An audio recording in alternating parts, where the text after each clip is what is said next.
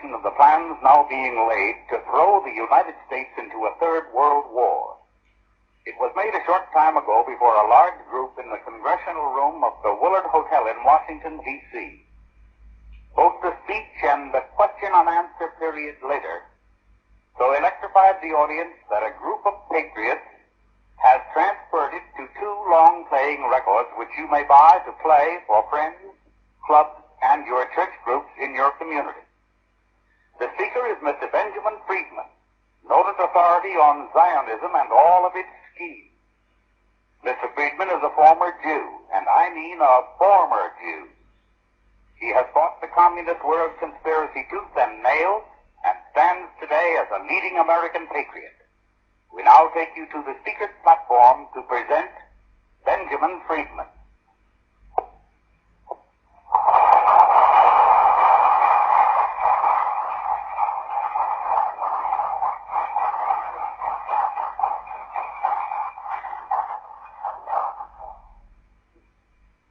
What I intend to tell you tonight is something that you have never been able to learn from any other source. And what I tell you now concerns not only you, but your children and the survival of this country and Christianity. I'm not here just to dish up a few facts to send up your blood pressure, but I'm here to tell you things that will help you preserve what you consider the most sacred thing in the world, the liberty and the freedom and the right to live as Christians, where you have a little dignity and a little right to pursue the things that your conscience tells you are the right things as Christians. Now, first of all, I'd like to tell you that on August 25th, 1960, that was shortly before election, Senator Kennedy, who is now the President of the United States, went to New York and delivered an address to the Zionist Organization of America.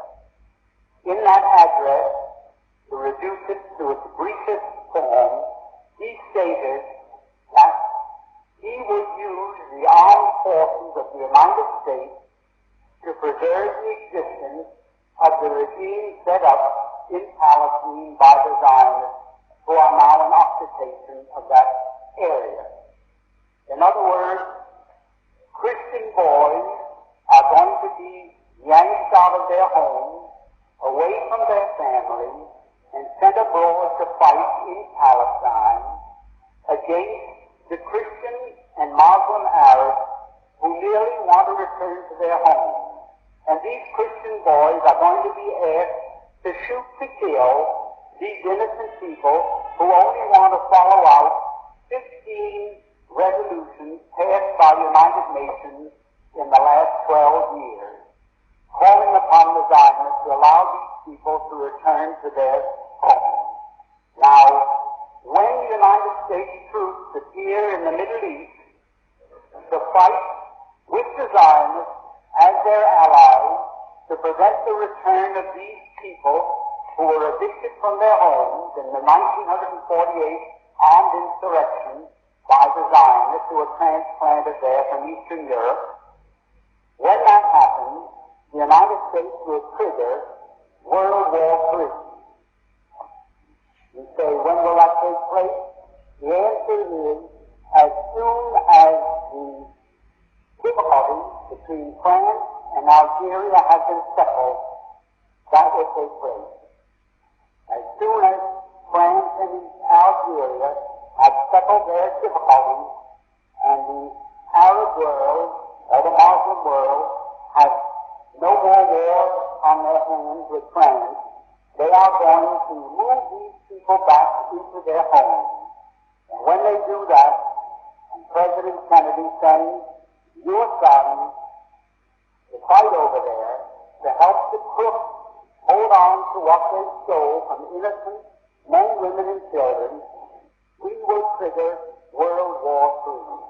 And when that starts, you can be sure we cannot emerge from that war a victor. We are going to lose that war because there is not one nation in the world that will let one of their sons fight with us for such a cause.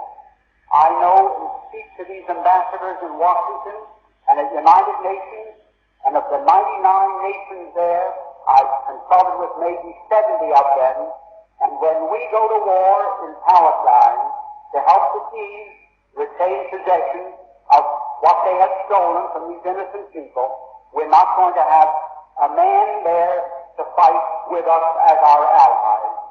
And who will these people have supporting them, you ask? Well, 4 days after President Kennedy, or he was then Senator Kennedy, made that statement, on August 28, 1960, the Arab nations called a meeting in Lebanon, and there they decided to resurrect or reactivate the government of Palestine, which has been dormant more or less since the 1948 armed insurrection by the Zionists. Not alone that, they ordered the creation of a Palestine army, and there are now drilling maybe 500,000 soldiers in that area of the world to lead these people back to their homes. With them, they have as their allies all the nations of what is termed the Bandung Conference group. That includes the Soviet Union and every Soviet Union satellite. It includes Red China. It includes every independent country in Asia and Africa, or 80% of the world's total population. 80% of the world's population, 4 out of 5 human beings on the face of the earth, will be our enemies at war with us. Not alone are they 4 out of 5 human beings now on the face of this earth, but they are the non-Christian population of the world, and they are the non-Caucasian, the non-white nations of the world. And that's what we say. And what is the reason? The reason is that here in the United States, the Zionists and their co-religionists have complete control of our government. For many reasons, too many and too complex to go in here. At this time, I'll be glad to answer questions, however, to support that statement. The Zionists and their co-religionists rule this United States as though they were the absolute monarchs of this country. Now you say, well, that's a very broad statement to make, but let me show what happened while you were, I don't want to wear that out. Let me show you what happened while we were all asleep. I'm including myself with you. We were all asleep. What happened? World War I broke out in the summer of 1914. 1914 was the year in which World War I broke out. There are a few people here my age who remember that. Now that war was waged on one side by Great Britain, France, and Russia, and on the other side by Germany, Austria-Hungary, and Turkey. What happened? Within 2 years, Germany had won that war. Not alone won it nominally, but won it actually. The German submarines, which were a surprise to the world, had swept all the convoys from the Atlantic Ocean, and Great Britain stood there without ammunition for her soldiers, stood there with 1 week's food supply facing her, and after that, starvation. At that time, the French army had mutinied. They lost 600,000 of the flower of the French youth in the defense of Verdun on the Somme. The Russian army was defecting. They were picking up their toys and going home. They didn't want to play war anymore. They didn't like the Tsar. And the Italian army had collapsed. Now, Germany, not a shot had been fired on the German soil.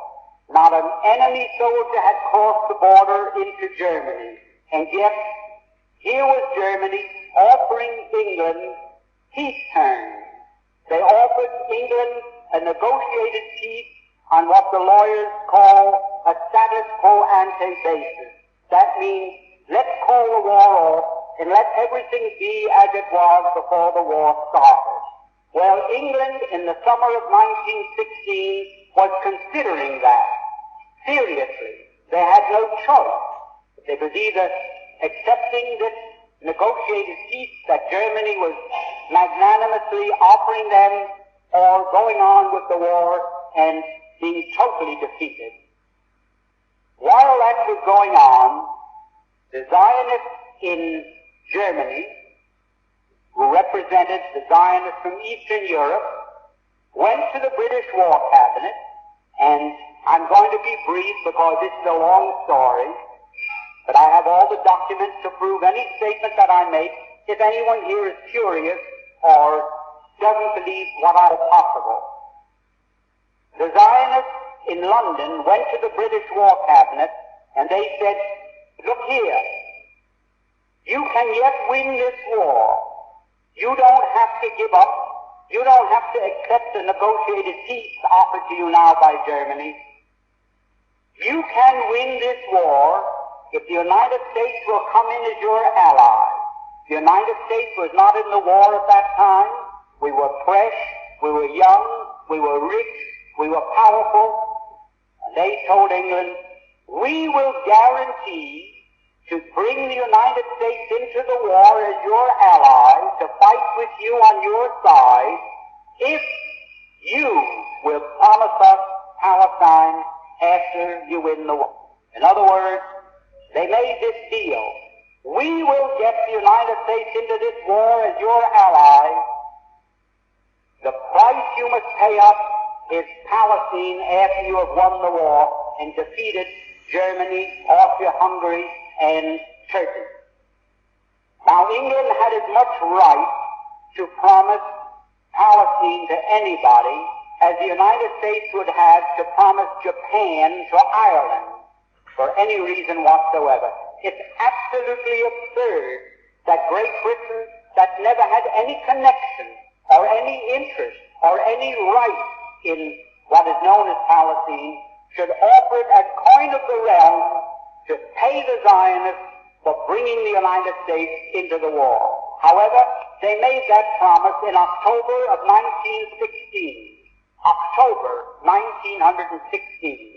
And shortly after that, I don't know how many here remember it, the United States, which was almost totally pro-German,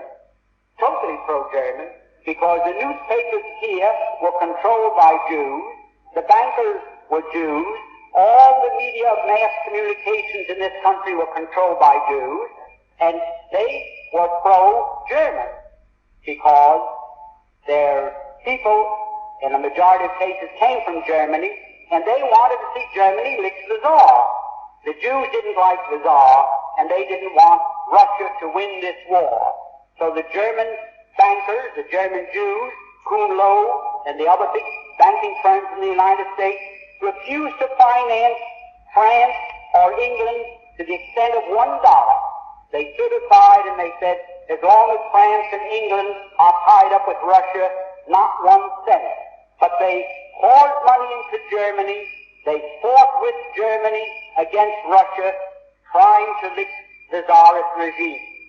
Now, those same Jews, when they saw the possibility of getting Palestine, they went to England and they made this deal. At that time, everything changed, like the traffic light that changes from red to green, where the newspapers had been all pro-German, where they'd been telling the people the difficulties that Germany was having fighting Great Britain commercially and in other respects. All of a sudden, the Germans were no good. They were villains. They were Huns. They were shooting Red Cross nurses. They were cutting off babies' hands, and they were no good. Well, shortly after that, Mr. Wilson declared war on Germany.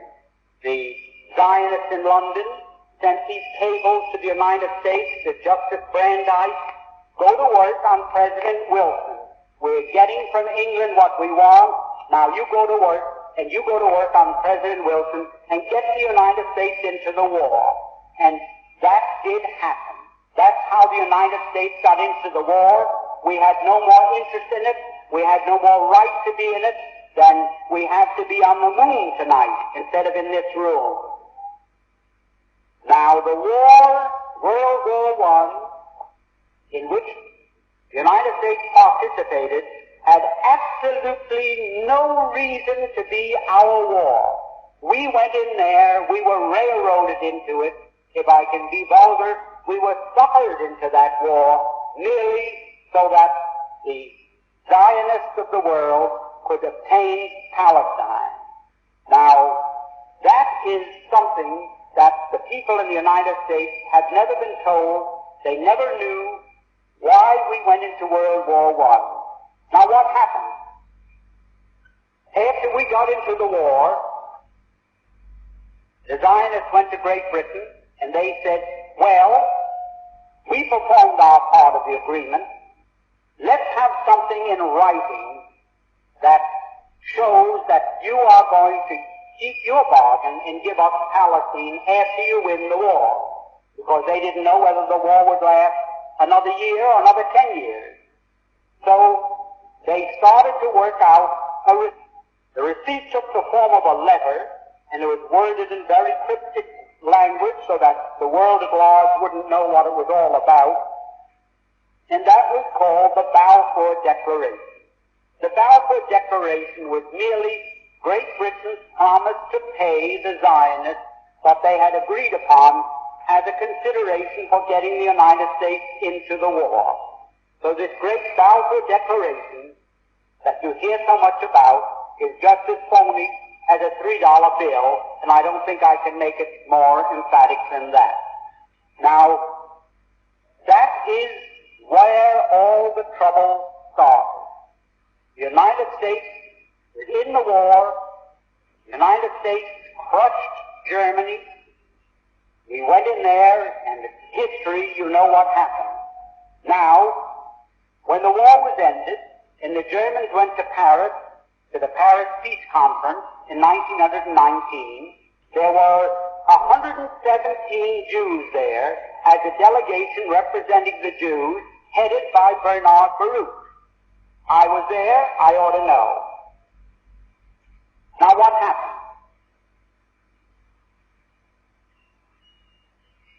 The Jews at that peace conference, when they were cutting up Germany and parceling out Europe to all these nations that claimed a right to a certain part of European territory, the Jews said, how about Palestine for us? And they produced, for the first time, to the knowledge of Germans, this Balfour Declaration. So the Germans, for the first time, realized, oh, that was the game. That's why the United States came into the war. And the Germans, for the first time, realized that they were defeated. They suffered this terrific reparations that was slapped onto them because the Zionists wanted Palestine, and they were determined to get it at any cost.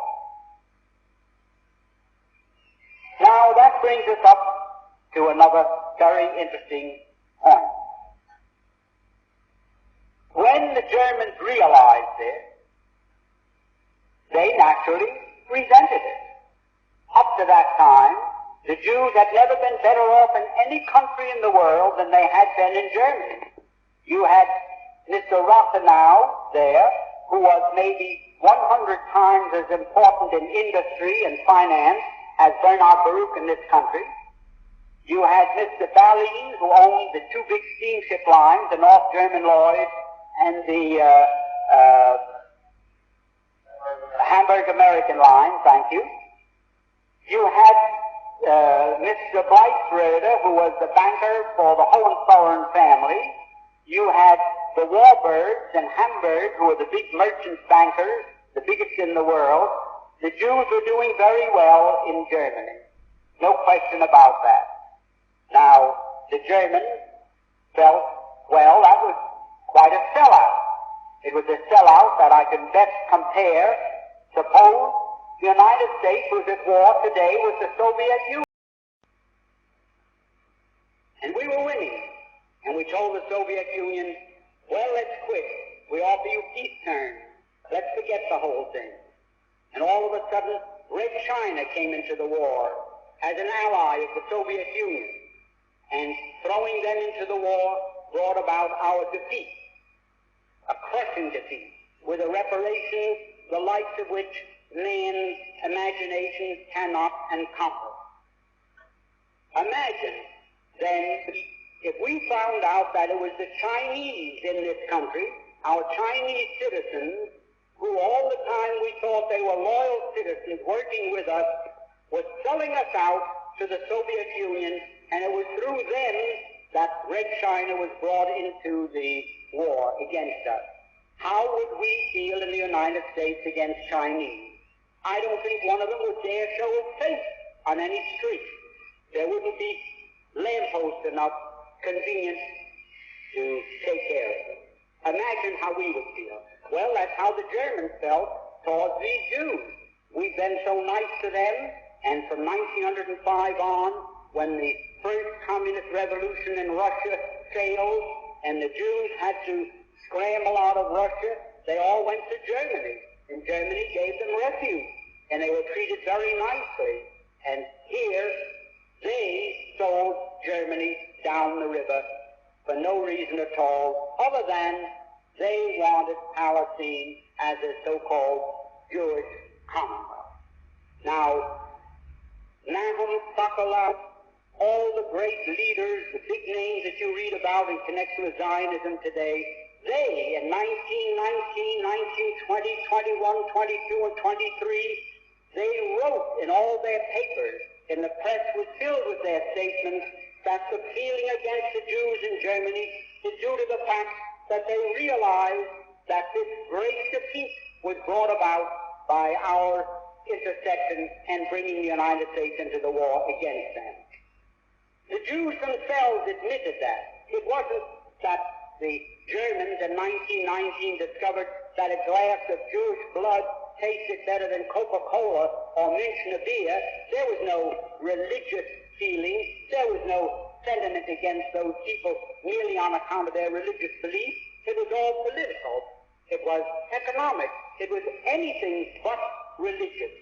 Nobody cared in Germany whether a Jew went home and pulled down the shade and said Shema Yisrael or Our Father.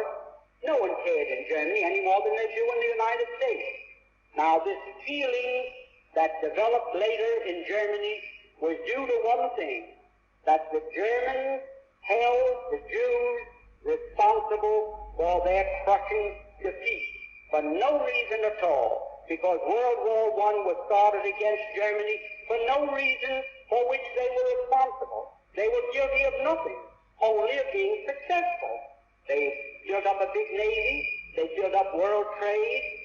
You must remember, Germany, at the time of Napoleon, at the time of the French Revolution, what was the German Reich consisted of 300 small city-states, principalities, dukedoms, and so forth. 300 little separate political entities. And between that time, between the period between Napoleon and Bismarck, they were consolidated into one state. And within 50 years after that time, they became one of the world's great powers.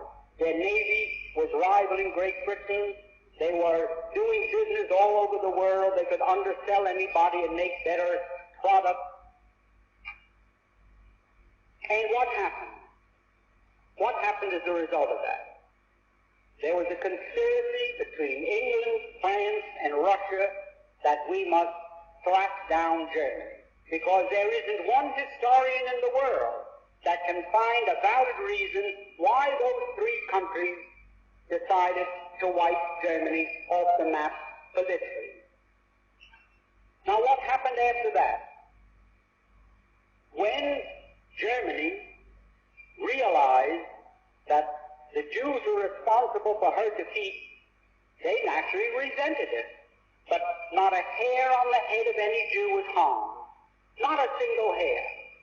Professor Tanzel, of Georgetown University, who had access to all the secret papers of the State Department, wrote in his book and quoted from a State Department document written by Hugo Schoenfeld, a Jew who Cordell Hull sent to Europe in 1933 to investigate the so-called camps of political prisoners. And he wrote back that he found them in very fine condition. They were in excellent shape. Everybody treated well, and they were filled with communists. Well, a lot of them were Jews, because the Jews happened to be maybe 98% of the communists in Europe at that time. And there were some priests there, and ministers, labor leaders, masons, and others who had international affiliation. Now, the Jews sort of tried to keep the lid on this fact. They didn't want the world to really understand that they had sold out Germany and that the Germans resented that. So they did take appropriate action against them. They, shall I say, discriminated against them wherever they could. They shunned them, the same as we would the Chinese or the Negroes or the Catholics or anyone in this country that sold us out to an enemy and brought about our defeat. Now, after a while, the Jews of the world didn't know what to do, so they called a meeting in Amsterdam. Jews from every country in the world attended in July 1933. And they said to Germany, you fire Hitler and you put every Jew back into his former position, whether he was a communist, no matter what he was. You can't treat us that way. And we, the Jews of the world, are calling upon you and serving this ultimatum upon you. Well, the Germans told them, you can imagine. So what did they do? They broke up. And Samuel Untermeyer, if the name means anything to people here, you want to ask a question?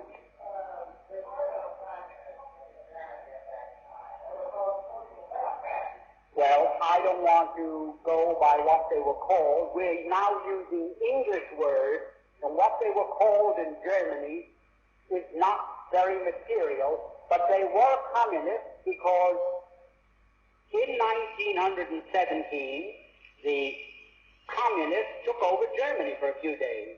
Rosa Luxemburg and Karl Liebknecht and a group of Jews in Germany took over the government for 3 days. In fact, when the Kaiser ended the war, he fled to Holland because he thought the communists were going to take over Germany as they did Russia, and that he was going to meet the same fate that the Tsar did in Russia. So he left and went to Holland for safety, for security. Now, at that time, when the communist threat in Germany was quashed, it was quiet, the Jews were working still, trying to get back into their former status, and the Germans fought them in every way they could without hurting a hair on anyone's head. The same as one group, the prohibitionists, fought the people who were interested in liquor, and they didn't fight one another with pistols. They did it every way they could. Well, that's the way they were fighting the Jews in Germany. And at that time, mind you, there were 80 to 90 million Germans, and there were only 460,000 Jews. Less than 0.5% of the population of Germany were Jews. And yet, they controlled all the press, they controlled most of the economy, because they had come in and with cheap money, you know, the way the mark was devalued, they bought up practically everything. Well, in 1933, when Germany refused to surrender, mind you, to the World Conference of Jews in Amsterdam, they broke up, and Mr. Untermeyer came back to the United States. who was the head of the American delegation and the president of the whole conference, and he went from the steamer to ABC and made a radio broadcast throughout the United States in which he said, "The Jews of the world now declare a holy war against Germany. We are now engaged in a sacred conflict against the Germans, and we are going to starve them into surrender. We are going to use a worldwide boycott against them that will destroy them because they are dependent upon their export business." And it is a fact that 2/3 of Germany's food supply had to be imported, and it could only be imported with the proceeds of what they exported, their labor. So if Germany could not export, 2/3 of Germany's population would have to starve. There just was not enough food for more than 1/3 of a population. Now, in this declaration, which I have here, it was printed and a whole page in the New York Times on August 7th, 1933, Mr. Samuel Untermeyer boldly stated that this economic boycott is our means of self-defense. President Roosevelt has advocated its use in the NRA, which some of you may remember, where everybody was to be boycotted unless they followed the rules laid down by the New Deal, which of course was declared unconstitutional by the Supreme Court at that time. Nevertheless, the Jews of the world declared a boycott against Germany, and it was so effective that you couldn't find one thing in any store anywhere in the world with the words "Made in Germany" on it. In fact, an executive of the Willard company told me that they had to dump millions of dollars worth of crockery and dishes into the river, that their stores were boycotted. If anyone came in and found a dish marked "Made in Germany," they were picketed with signs, "Hitler, murderer," and so forth, and like something like these sit-ins that are taking place in the South. R.H. Macy, which is controlled by a family called Strauss, who also happen to be Jews, a woman found stockings there, which came from Chemnitz, marked "Made in Germany." Well, they were cotton stockings. They may have been there 20 years, because since I've been observing women's legs in the last 20 years, I haven't seen a pair with cotton stockings on them. So Macy, I saw Macy boycotted with hundreds of people walking around with signs, "Murderers," "Hitlerites," and so forth. Now, up to that time, not one hair of any Jew had been hurt in Germany. There was no suffering, there was no starvation, there was no murder, there was nothing. Now, that, naturally, the Germans said, "Why, who are these people to declare a boycott against us and throw all our people out of work and our industries come to a standstill? Who are they to do that to us?" And they naturally resented it. Certainly they painted swastikas on stores owned by Jews. Why should a German go in and give their money to a storekeeper who is part of a boycott, who is going to starve Germany into surrender into the Jews of the world, who are going to dictate who their premier or chancellor was to be? Well, it was ridiculous. That continued for some time. And it wasn't until 1938 when a young Jew from Poland walked into the German embassy in Paris and shot one of the officials that the Germans really started to get rough with the Jews in Germany. And you found them then breaking windows and having street fights and so forth. Now, for anyone to say that, I don't like to use the word anti-Semitism because it's meaningless, but it means something to you still, so I'll have to use it. The only reason that there was any feeling in Germany against Jews was that they were responsible, number one, for World War I, number two, for this worldwide boycott, and number three, did I say for World War I, they were responsible for the boycott and also for World War II, because after this thing got out of hand, it was absolutely necessary for the Jews and Germany to to lock horns in a war to see which one was going to survive. In the meanwhile, I had lived in Germany, and I knew that the Germans had decided Europe is going to be Christian or communist. There is no in-between. It's going to be Christian or it's going to be communist. And the Germans decided, we're going to keep it Christian if possible. And they started to rearm.